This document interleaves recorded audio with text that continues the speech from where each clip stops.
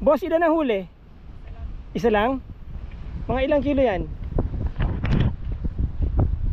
Laki ah. Magkano po benta nyo isang kilo? 320. So ito mga magkano kaya abutin to? Mga 8 kilos. 8 kilos times 320. Oh. Ang ganda. Matalas na yung presyo. Magkano bentahan nyo yan? 350 sa kilo.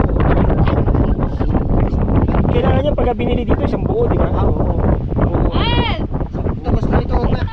Dito tayo sa Barangay Lawag.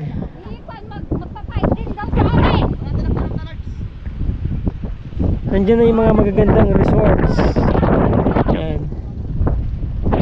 Ito po sa inyo, mga boss, mga ma'am, mga sir. Dito pa rin tayo sa Cabangan, Zambales. Meron na naman ipinabablog po sa akin ditong property. Napakaganda nito. Napakaganda ng lugar na to, ng location nito kasi malapit po ito sa dagat, malapit sa National Highway. Mga 100 meters lang po na sa National Highway na yan. And then dito papunta po yan sa tabing dagat. Marami pong magagandang mga resorts dyan.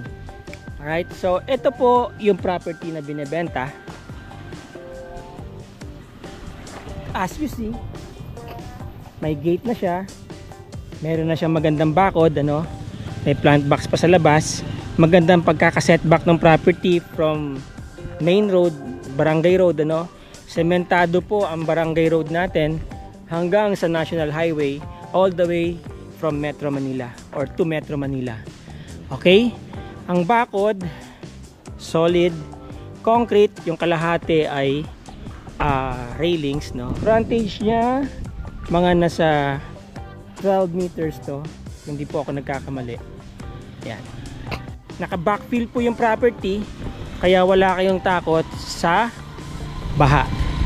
Diba? Safe na safe siya kung magkakaroon man ng baha dito, pero hindi po basta-basta binabaha itong lugar na to. Ayan. Now, pasok tayo. Ito na yung pinaka carport, ano po. Wala siyang bahay, may dalawa siyang kubo. Meron na siyang parang utility area dito, no. May CR, meron na po tong kuryente na nakakabit, meron na pong source ng tubig. Ayan, no. May source na po ng tubig dyan. Kakakabitan nyo na lang po yan ng pressure tank at saka pump. Okay? Now, ito po ay kitchen, outside kitchen, ano po. Eventually kapag halimbawa magpapatayo kayo ng bahay dito, yan, may kitchen na kayo dito sa labas, meron na kayong nakahandang CR. Papa-repair nyo na lang po yan. Dahil wala po kasing nakatira dito eh. Nandito, pumupunta lang po sila dito, yung caretaker kapag maglilinis. Yung buong boundary, yung buong perimeter ay naka-concrete fence. Yan, may mga tanim sila dito, ayun, no. Yan, guyabano, may dalawang guyabano dyan. May kalabasa. Yun, no. Kita niyo yung bunga ng kalabasa, malaki na. Yan. May mga portion na nakasemento, no. Siguro may project sila dito dati. Right? Napakaganda ng lokasyon ng property na to. Kasi paglabas nyo po dito ng National Highway, walking distance from National Highway, may mga naglalabasan na po mga commercial areas dyan. May mga karinderya na dyan, meron na mga talyer, ano po. Malapit sa school ito, sa National High School, malapit po sa elementary school, malapit sa barangay hall, right? About 1 kilometer away mula sa bayan, pinaka-downtown ng Cabangan. Very laid back, no? Tahimik ang community. Maganda ang community po dito. Itong property, located po dito sa Cabangan, Zambales. Cabangan is about 4 hours drive from Metro Manila.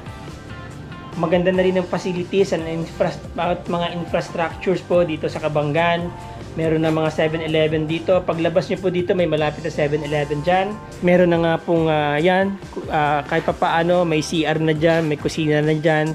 Kung eventually magpapatayo kayo ng bahay dito, pansamantala meron na kayo matutuluyan. Alam nyo po, napakagandang jump off point ng Kabanggan kung pupunta kayo sa mga iba't ibang lugar dito sa Zambales. Maganda po mag-invest ngayon dito kasi I heard by next year or this siguro mga ilang panahon pa magiging second class municipality na to.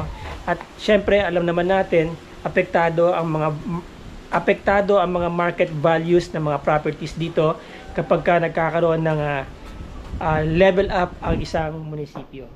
So right now the owner is selling this for 2,240,000 square meters ang property. Meron ng development. Alright? Kung interesado po kayo, pwede nyo po akong makontak dyan sa aking mga contact details. Ang aking Facebook link ay nasa description. Alright, mga boss, mga ma'am, mga sir. Pwede po kayo magpa-schedule ng visitation. At kapag talagang interesado po kayo dito sa property, makakausap nyo po yung may-ari. Okay? Disclaimer po tayo ulit. Hindi po ako licensed real estate broker.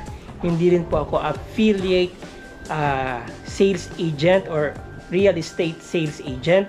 Ako po ay isang property vlogger. I vlog properties for sale. Kaya yung mga may properties dyan na gusto pong i-advertise, gawing advertising platform ang ating YouTube channel, ang Butchawals TV. Open po kayo, makipag-communicate lang po kayo sa akin. Okay? Maraming salamat po mga boss, mga ma'am, mga sir. Till the next video. Ciao!